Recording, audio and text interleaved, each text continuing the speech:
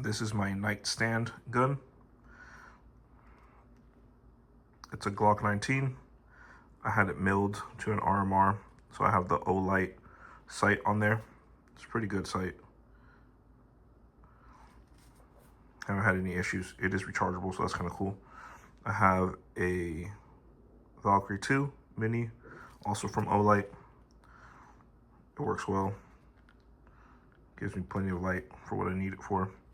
Then I have a Shields, I want to say, extended mag. And then I also added this cheap little mag wheel.